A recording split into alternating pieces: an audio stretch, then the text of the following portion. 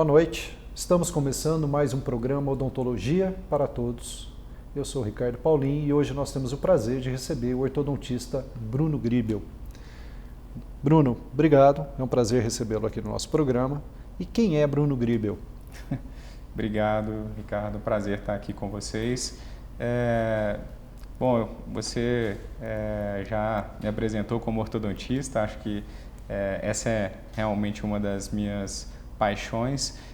A odontologia, sem dúvida, está presente na minha vida há muito tempo. Eu estou frequentando consultório, laboratório, trabalhando com a parte de imagem, de radiologia e fui me envolvendo cada vez mais com a nossa profissão e desenvolvendo uma paixão enorme por ajudar os colegas a serem cada vez mais bem-sucedidos e cada vez mais encantar os pacientes, né? Eu via o brilho no olhar dos pacientes quando eram tratados pelo meu avô e eu queria que realmente todo mundo tivesse a oportunidade de ter um dentista como eu via o meu avô e de ser tratado por um dentista como era meu avô. Então, isso mexeu muito comigo e eu dediquei boa parte da minha vida, e os últimos 20 anos, a ajudar os colegas a fazer uma odontologia cada vez melhor. Então, acho que Você teve escolha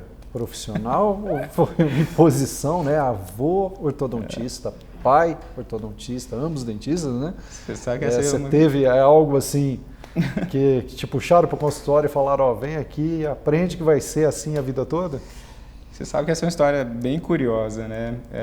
Eu, com 16 anos, eu fui morar na Nova Zelândia, fazer um intercâmbio, e lá eu me apaixonei ainda mais por biologia. Eu sempre gostei muito de arquitetura e de biologia, mas lá eu me apaixonei, estava o projeto Genoma, era final dos anos 90, 99, e a minha mãe lá na Nova Zelândia, ela era bióloga e me apresentou então o microscópio eletrônico, o DNA, e eu comecei a me encantar pela biologia. E eu liguei para minha mãe no Brasil, falei, mãe, faz a minha inscrição aí no vestibular para biologia. Eu vou fazer biologia na Federal e arquitetura na PUC.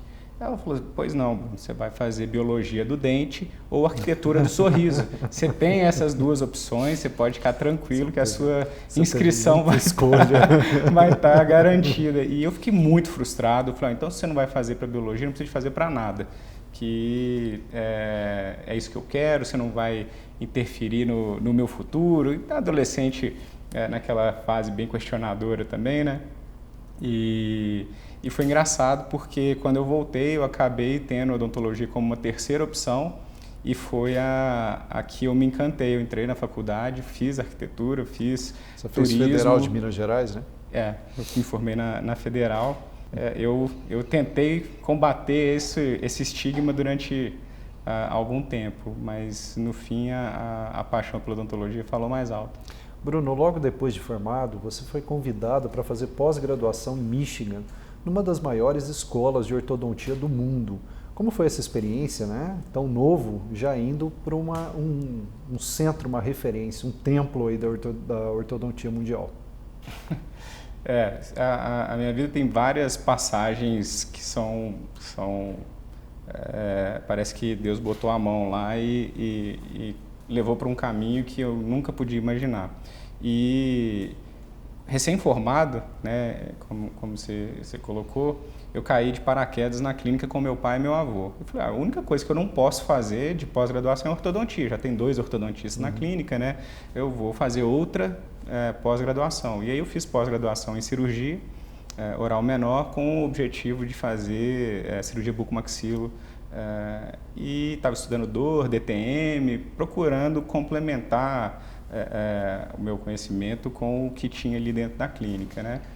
E por um acaso, numa dessas idas aos Estados Unidos para fazer um curso de atualização na área de anatomia e dor e disfunção, eu fui convidado para ir morar lá, para estudar dor e disfunção.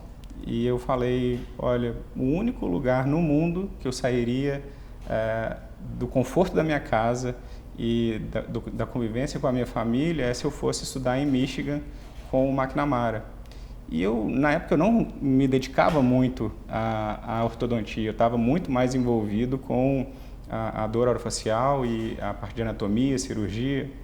E eu nem sabia se o McNamara estava vivo ou não, eu só escutava falar dele nas aulas do meu pai, do meu avô, né? e tinha lido livros. E falei também coisa de adolescente, eu tinha 21, 22 anos de idade. E o meu padrinho, que eu tive a sorte de conhecer, foi o Charles McNeil, da prótese da dor e disfunção. E ele falou assim, mas o McNamara foi meu colega de turma. Por que você não pega o avião amanhã e vai lá para Michigan conversar com ele, que eu vou fazer uma carta de recomendação para você. E aí eu peguei o avião, fui para Detroit e cheguei lá em Ann Arbor, e quando eu conheci a estrutura e eu conversei com o McNamara, e ele disse, nós estamos aguardando o seu formulário, você está aceito, eu te espero aqui daqui a poucos meses, a gente começa seu curso de pós-doc, né? E eu falei, mas eu não sou nem especialista, eu não tenho ainda nenhuma pós-graduação. Ele falou assim, não, eu acho que só coisas boas vão vir na sua vida a partir da sua estada aqui comigo. E aí eu fui para casa chorando, super emocionado, e foi muita sorte, foi muita providência mesmo. Uma coisa que marcou minha vida profundamente, e vou levar comigo essa experiência para o resto da vida, com certeza. Você não quis permanecer nos Estados Unidos? Como que você vê a diferença do ortodontista americano, do dentista americano para a odontologia, né? Para a nossa clínica diária aqui no Brasil? Eu pensei durante algum tempo em permanecer lá nos Estados Unidos, sim, mas eu tenho uma ligação muito forte com a minha família realmente, e também o contexto mundial naquela época, eu brinco que o Cristo estava decolando na capa da Times, sim, e a crise, a bolha econômica, tinha mendigos na rua de Detroit. Então a economia lá estava ladeira abaixo, e o Brasil como uma grande promessa, e eu resolvi voltar para minhas raízes, tentar trazer um pouco do que eu aprendi lá e empreender aqui no Brasil, que foi o que eu aprendi com o ortodontista lá, né? Que ele é muito mais empreendedor, ele é muito mais um homem de negócios. Além de ter que ser um bom clínico, ele tem que gerenciar a equipe, ele tem que cuidar do marketing, ele tem que cuidar das finanças. E aqui no Brasil, a nossa formação, às vezes, ela deixa a desejar essa parte muito tecnicista, né? da gestão. A gente fica realmente muito focado na parte técnica. Então, acho que essa foi uma das coisas que eu aprendi lá. E a outra é tentar sempre buscar excelência, né? Buscar se superar a cada dia. E aí eu me lembro num dos para-casas, né? Das lições que o McNamara passou, ele pediu lá para fazer um aparelhinho que era para a gente fazer no laboratório, e eu apresentei um trabalho que não fala assim, não é o trabalho que eu mais gostei na vida. E aí eu ganhei uma nota B. E aí veio o diploma, o resultado, né? E aí ele olhou para mim e falou assim, Bruno, we don't do B work here. A gente não faz trabalho B. Aqui é só A ou A+. Então, sempre buscar a excelência, eu acho que é uma característica do profissional bem-sucedido. Eu acho que isso também foi uma coisa que ficou muito forte lá, como lição de vida, né? São 5 frases ao longo de um ano e pouco que com certeza moldaram a minha personalidade, quem eu era. Com certeza não foi o mesmo Bruno que voltou dessa experiência, né? A educação faz isso, sim, tem esse poder de transformar, né? E foi lá que você imaginou, que você idealizou a Compass 3D? Não foi. Na verdade, eu até apresentei a Compass. É uma outra história curiosa, que quando eu apresentei para o McNamara, a Compass, ela tinha uma loja de computadores antigos, que era Comp USA, né? E tinha 2 cores diferentes, e eu criei a Comp S. E aí ele falou que o S não combinava muito bem com o anglicanismo lá, e realmente Compass como uma palavra única, significa bússola, um norte, e era muito esse o nosso foco naquele momento de buscar um auxiliar diagnóstico que desse um norte para os planos de tratamento. E então a Compass ela já veio um pouco antes de eu ir para Michigan, mas lá acho que ela ficou mais claro quais eram os caminhos. Então acho que foi amadureceu lá, mas não surgiu de lá. A docência, mestrado na PUC, doutorando, né, em radiologia na Unicamp. Como que você vê palestras que você tem dado no mundo todo? Como que você vê o ensino de odontologia no país, mercado para esses alunos que estão finalizando o curso e a própria pós-graduação em ortodontia no Brasil? Acho que essa é uma outra lição que eu trouxe de lá, porque eu nunca tinha pensado muito seriamente na docência, né? E ao conviver com os professores lá e ver o empenho em devolver um pouco para a comunidade daquilo que foi tão generosamente compartilhado com você, o conhecimento, né? Acho que isso me instigou a querer compartilhar mais e participar um pouco mais da vida acadêmica, né? Lá eu aprendi metodologia científica e me envolvi muito com a pesquisa. Eu sempre gostei de desenvolver coisas novas, de criar coisas novas e aprendi ali que não adiantava só criar, mas que precisava de validar e que isso, antes da gente colocar na boca de um paciente, ela precisava de passar por um escrutínio bem criterioso da comunidade acadêmica. Então, hoje eu estou envolvido na pós-graduação de várias escolas, mais especificamente lá nas Ciências Médicas em Belo Horizonte. Fui convidado para coordenar a disciplina de odontologia digital na graduação e na pós-graduação e tento sempre que tem oportunidade compartilhar um pouco do que a gente teve o privilégio de ver. Acho que é um processo contínuo aí de aprendizado e de troca de informações com tantos colegas que me ensinam tanto até hoje.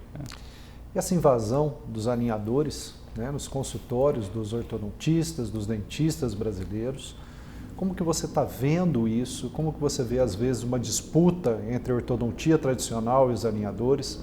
Né? E eu estou vendo, inclusive, que você está utilizando alinhadores, então eu queria que você falasse um pouquinho sobre isso. É verdade. Eu usei o aparelho convencional na minha adolescência. Com seu pai ou com seu avô? Com meu pai. Mas não fui muito disciplinado com a contenção, removi a contenção fixa e acabou tendo uma pequena recidiva e resolvi usar esse recurso hoje. E não é uma exclusividade da ortodontia. Seria uma busca também estética da população? Eu acho que é um fenômeno, uma necessidade da população. Uma necessidade da população. O brasileiro é muito ligado à estética, né? Então, assim, vem crescendo de uma forma que para a gente às vezes é assustador, né? Os últimos 5 anos, o número de casos iniciados no Brasil aumentou 10 vezes. Essa projeção para os próximos 10 anos é que ele aumente 20 vezes. Então, assim, é uma realidade que vai ser difícil de ser ignorada por qualquer especialista, né? E eu acho que o que às vezes traz um pouco de receio, talvez um pouco até de medo de um ortodontista mais tradicional, é que vai haver uma substituição. Eu acho que ele veio para agregar, para trazer pessoas que de repente não queriam fazer um tratamento ortodôntico e que agora, com essa alternativa, estão dispostas a visitar um ortodontista. Eu acho que o mercado vai crescer, não é só uma troca de ferramenta, né, mas é uma ferramenta que traz mais pessoas para dentro do nosso consultório. E eu acho que quando a gente tem uma ferramenta, uma oferta que está alinhada com o desejo da sociedade, o valor do nosso serviço ele aumenta. Então, eu acho que é uma oportunidade da gente entregar um serviço que está mais alinhado com a expectativa dos nossos pacientes, que é mais estética, mais conforto, uma melhor condição de higienização, tratamentos mais previsíveis, mais bem planejados. Então, todo mundo quer isso. Significa que a gente vai ter isso só por causa da ferramenta? Não. Mas a ferramenta ela vai nos proporcionar algumas vantagens. Funciona para todos os casos? Provavelmente não. Como que você vê os alinhadores para as crianças? Eu vejo com muito otimismo, sabe? Vindo, né, de uma família de ortodontistas. Meu avô era odontopediatra e ele dedicou uma boa parte da vida dele para estudar prevenção, interceptação de más oclusões, e ele tratava exclusivamente crianças, pacientes em crescimento. E eu via a adesão desses pacientes ao tratamento que ele propunha, que hoje é muito diferente. Então, se a gente tiver condições de ofertar uma ferramenta que vai ter melhor colaboração e a gente conseguir interceptar más oclusões de uma maneira mais precoce e simplificar a nossa ortodontia num segundo momento, eu acho que vai ser muito positivo, né? O uso dos alinhadores na interceptação das más oclusões está na sua infância, está engatinhando, acho que é um tema muito novo, mas com um potencial de adesão por parte dos pacientes muito grande. Então, sem colaboração, você sabe, não tem como a gente fazer nenhum tipo de tratamento, né? Então, a colaboração ela é fundamental. E uma criança, muitas vezes, se está machucando, ela não vai usar. Se está incomodando, atrapalhando a fala, ela não vai usar. E à medida que a tecnologia desenvolve e a gente domina mais a ferramenta, isso vai ficando mais fácil e eu acho que é muito promissor o uso de alinhadores. Bruno, as marcas de alinhadores, né? Nós temos hoje uma diversidade enorme aqui no mercado. Como que você vê? Tem diferença? São qualidades diferentes ou são iguais e cabe o ortodontista ou o dentista escolher qual ele mais gosta de trabalhar, qual ele vê maior precisão? Eu acho que são diferentes. Acho que, como um automóvel, a gente tem diferentes marcas, como qualquer produto, uma câmera, um tablet, um relógio, tem diferença, mas talvez a principal diferença seja realmente o condutor, fazendo a analogia de novo com o automóvel, né? Você pode ter muito conforto numa viagem de Brasília a Belo Horizonte com um motorista experiente dirigindo um Fusca, e você pode ter uma viagem terrível dirigindo uma Ferrari. Se a pessoa que está conduzindo aquele instrumento de deslocar do ponto A ao ponto B não dominar de fato a sua técnica. A importância da gente mostrar isso, né, para os nossos alunos, mostrar isso principalmente para a comunidade também, que continua sendo o fator de diferença o ser humano, o profissional, e não só o equipamento, né? Eu acho que a tecnologia ela vem nivelando. É óbvio que... É um facilitador. Que uma impressora, a gente tem variações de centenas a milhares de dólares em termos de custo de uma impressora. É óbvio que vão ter qualidades de impressão, consistência, uma padronização para uma escala industrial diferentes. Não é a mesma coisa a gente ter uma impressora de brinquedo ou uma impressora industrial. Mas eu não acho que está tanto no produto e muito mais no serviço que a gente oferece, e vou colocar como talvez o grande diferencial, né, o ser humano hoje no planejamento, né? Saber diagnosticar e saber planejar bem os casos talvez seja mais importante do que qual impressora que foi utilizada, qual plástico que foi utilizado, qual plastificadora que foi utilizado. É óbvio que para a gente ter um sistema de alta performance, de excelência, toda a tecnologia invadiu a Fórmula 1 e aí o pessoal ficou muito assustado sem saber como que isso ia afetar o futuro do esporte, né? E aí vem o Você Senna acredita que a tecnologia, então, ela realmente ela iguala também um pouco os profissionais na forma de dar mais condições de todos trabalharem com uma qualidade um pouco melhor? Acho que esse é o papel da tecnologia, dar igualdade de condições. Se a gente pegar a ortodontia de 25 anos atrás, indo lá em Edgewise, em bandagem, a dificuldade que era formar um ortodontista, que era um ortodontista conduzir esses casos, para uma evolução de hoje, um mercado muito mais amplo, muito mais inclusivo até a própria população. Sem dúvida.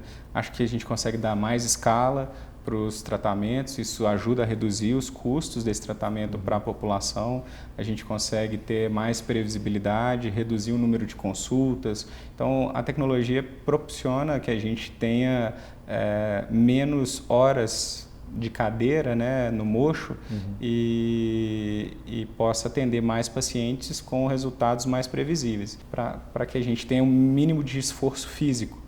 E a odontologia a gente sabe que é uma mescla, né, desse esforço mental, da habilidade física, né, a habilidade manual, da sua habilidade psicológica. E acho que foi isso que me encanta tanto na odontologia, que você tem tantas facetas, você estuda, você está falando do osteoclasto ao mesmo tempo que você está falando da propriedade elástica do material, que você está falando da capacidade do paciente em aderir ou não ao seu plano de tratamento, como você vai manter ele motivado, e então é tão diverso, né, a nossa atuação, e eu acho que você ter a habilidade de trafegar bem por todas essas dimensões da ortodontia é que vai diferenciar o profissional. Antes, o cara que tinha muita habilidade, ele... Era o principal diferencial dele. Era o principal diferencial. Então, hoje não adianta ele só planejar bem, não adianta ele só ter habilidade manual, não adianta ele só ser bom de marketing, não adianta ele... você tem que ser um profissional mais completo hoje, principalmente no mercado competitivo como é o nosso aqui no Brasil, né? Vamos falar um pouquinho de pandemia.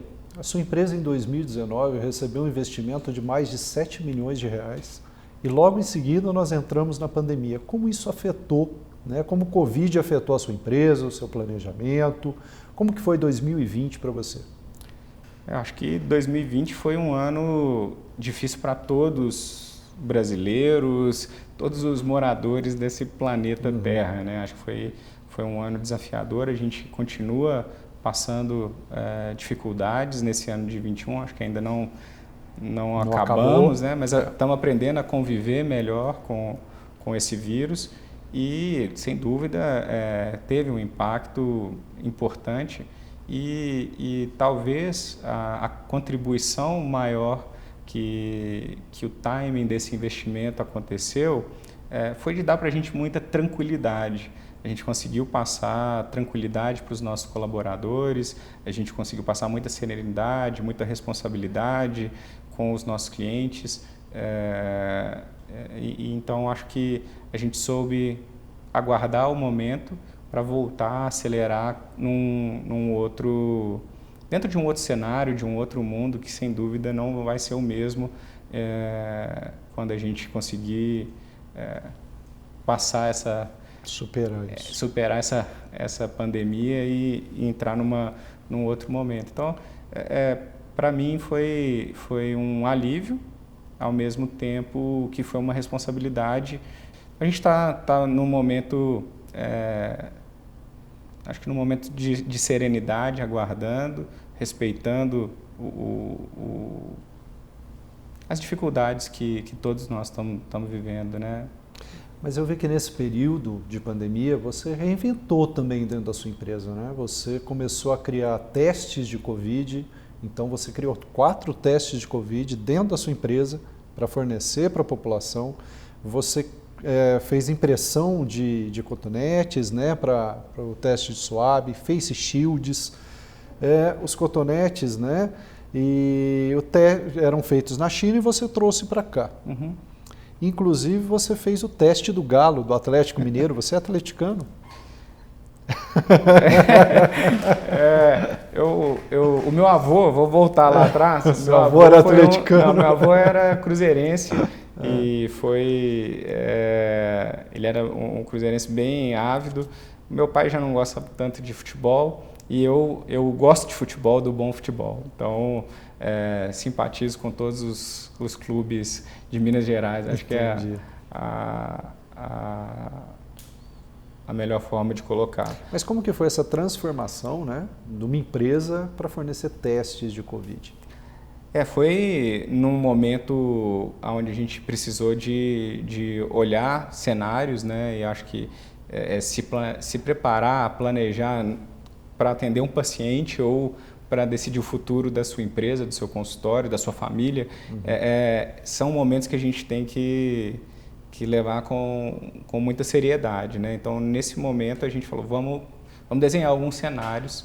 Temos um cenário apocalíptico, temos um cenário que é a gripezinha.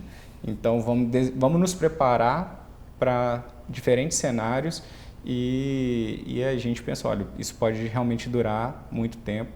Baseado na experiência trágica da Itália, falou, olha, lá na Itália faltou oxigênio, o que está acontecendo hoje lá em Manaus. Né? Não tem oxigênio, as pessoas estão morrendo sem respirar. E a gente foi apresentado a um cenário onde a gente precisaria de 500 mil respiradores no Brasil e a gente só tinha 50 mil naquele momento.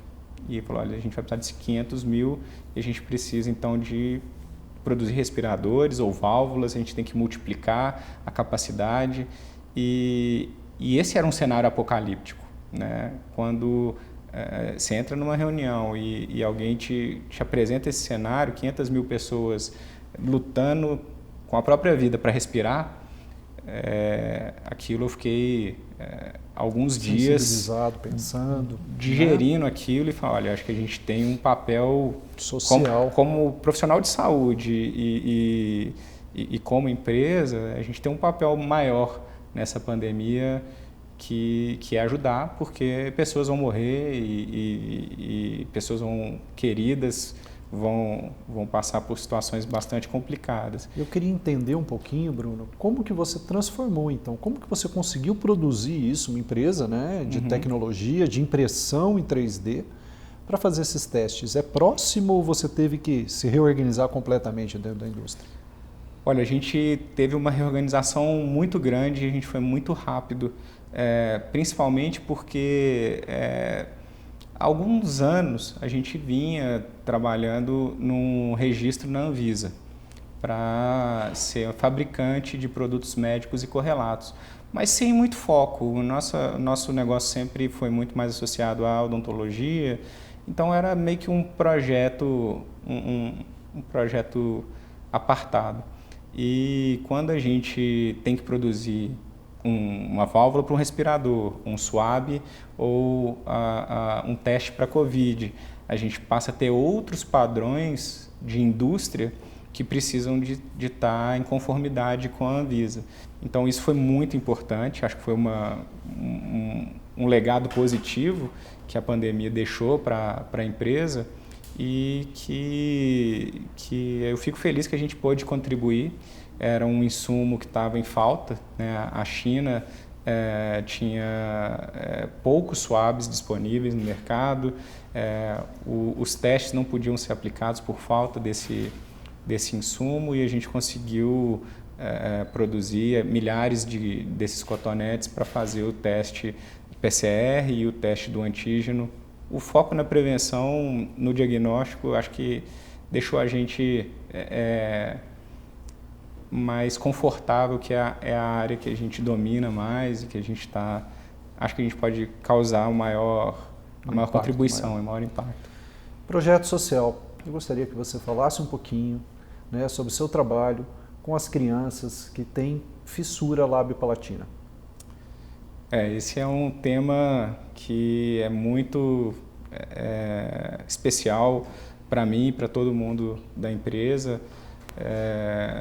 A gente, como eu disse, né, a gente é uma empresa de serviços e eu sempre, quando eu vou fazer entrevista para alguém que quer trabalhar com a gente, que quer ser um colaborador, eu falo, olha, aqui a gente é uma empresa de serviço e tecnologia. O arquétipo, a gente tem que ser prestativo e inovador.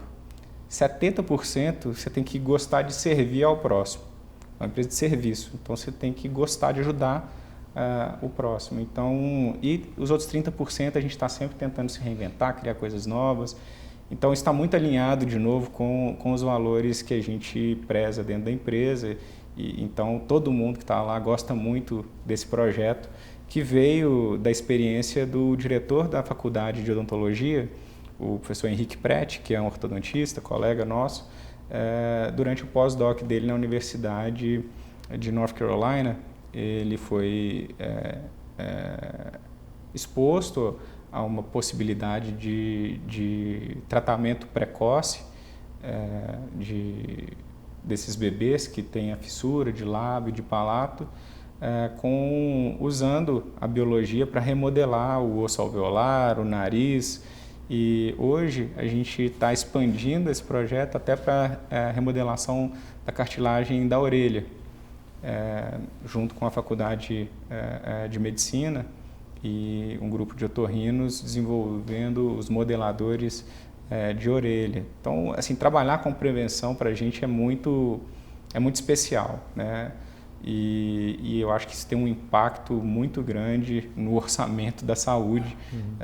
Sempre que a gente está pensando em saúde pública, como é esse problema das fissuras, né? É uma formação que acomete 1 em cada 650 crianças, né, recém-nascidos.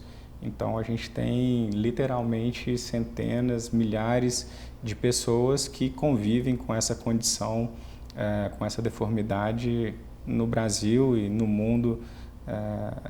Não é muito diferente essa estatística. É um projeto que vocês fornecem o aparelho para o bebê, fornecem para a família. O que vocês fazem? O que a empresa realmente faz? A gente primeiro desenvolveu a tecnologia, adaptou o nosso conhecimento para desenvolver o produto em si, né? Era algo realmente novo. O conceito de interceptar essa malformação veio junto com o Henrique, mas a forma ela é muito nova, usando os alinhadores com forças muito leves, muito delicadas, muito confortável, com uma preocupação com a estética mesmo no bebê. Um aparelho totalmente intraoral.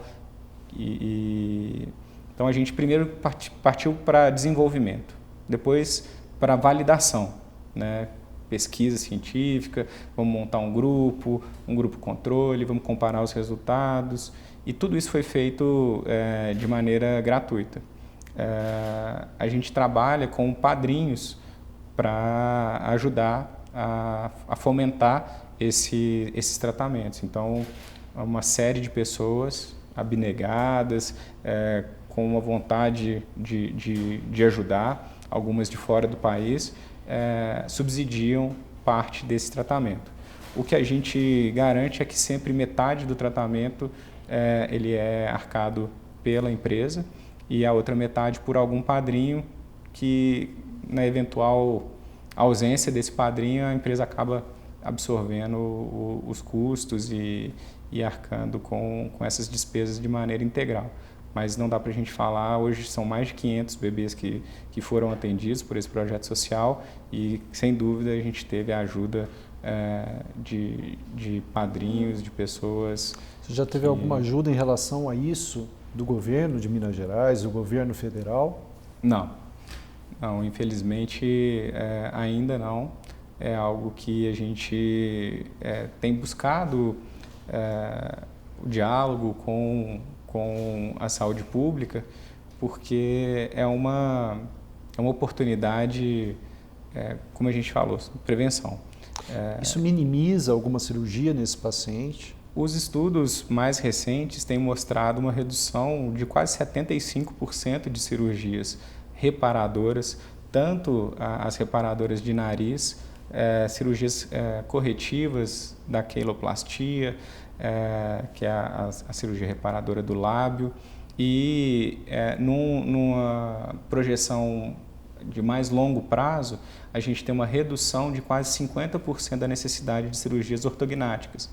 Cada cirurgia dessas são, de novo, milhares de reais, risco de vida. Que vão impactar nos cofres, né, do Serviço Único de Saúde, do SUS. Né? Exato. Com uma cirurgia ortognática, você consegue fazer prevenção de 500 bebês. Crianças?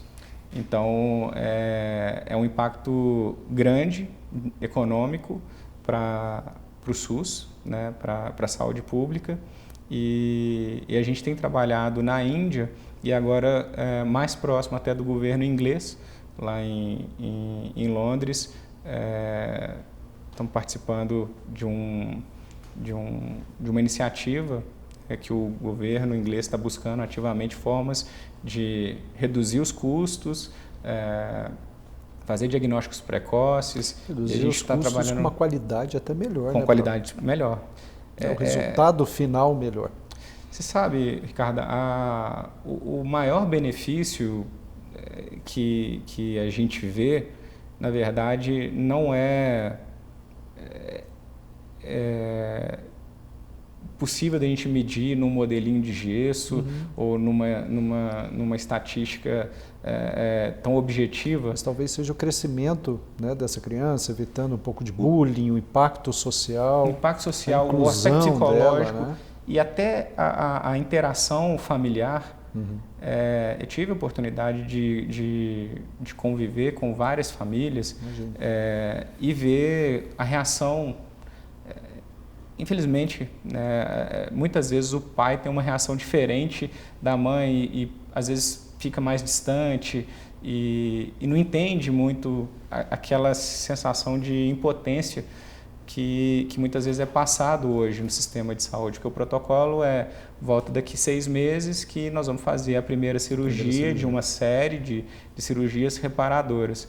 Por enquanto não tem nada para fazer. Então, durante aqueles 6 meses, é como se fosse uma sentença de fica escondido em casa, né? De isolamento. Falta de empatia, inclusive, do próprio serviço de saúde, às vezes, ela é muito impactante. Né? Um profissional, às vezes, de saúde, que ele está acostumado a lidar com isso todo dia, às vezes ele não tem tanta empatia para falar com o pai, com a mãe, né? Que acabou de receber essa notícia. Uma dos testemunhos mais fortes nesse sentido que a gente teve era uma mãe que falou assim: olha, eu tinha vergonha de sair de casa com o meu filho, porque quando eu entrava no ônibus, todo mundo ficava me olhando e perguntando qual que era o problema do meu filho, e eu senti que aquele problema era meu, que não estava fazendo nada para resolver o problema dele. Então, essa sensação de impotência também é muito ruim para os pais, né? E aí ela falou assim: então, para mim, a melhor coisa foi que agora eu entro no ônibus e ninguém pergunta o que tem de errado, ninguém fica me olhando, ninguém fica me encarando, então eu me tornei invisível. Então, esse aspecto da invisibilidade, da pessoa querer fazer parte da sociedade sem discriminação, isso me tocou bastante. E quando a gente vai conversando... Na verdade, é a inclusão dessa população. É a inclusão. Ela não se tornou invisível, ela se tornou parte da sociedade. E, assim, no aspecto mais objetivo, o que a gente vê de grande melhora não é só no aspecto estético, mas no aspecto nutricional. As crianças ganham muito peso, elas passam a se alimentar melhor, elas passam a ter menos infecções e menos cirurgias para corrigir infecções devido ao contato do alimento na cavidade nasal. Isso pode gerar problemas Problemas de saúde gerais. De saúde geral, e a subnutrição, que chega no seu ponto, no ápice, com 6 meses, quando ele vai ter que passar por uma cirurgia, ser entubado, anestesia geral, e ele está subnutrido. Um agravamento do quadro. Internações. Vários dos cirurgiões hoje optam por falar, eu não quero operar quem não passou por essa terapia antes, porque o risco aumenta, o pós-operatório é muito pior, muitas vezes a criança precisa de ficar internada no hospital alguns dias, e a maioria das crianças que passa por um período com o Ortholiner NAN, com os modeladores, elas não ficam internadas, elas têm alta no mesmo dia. Elas estão bem nutridas, elas estão respirando bem, elas reagem melhor a essa primeira cirurgia, uma recuperação melhor. Então, assim, hoje a gente tem aspectos psicológicos, nutricionais, morfológicos, estéticos, econômicos, que me deixam muito convicto de perseguir apoio para que isso se torne mais amplamente disponível. Uma realidade nacional, né? E é uma tecnologia desenvolvida aqui no Brasil, né? Que hoje a gente tem tido os 20 maiores hospitais do mundo estão buscando conhecimento para poder implementar isso dentro dos seus serviços.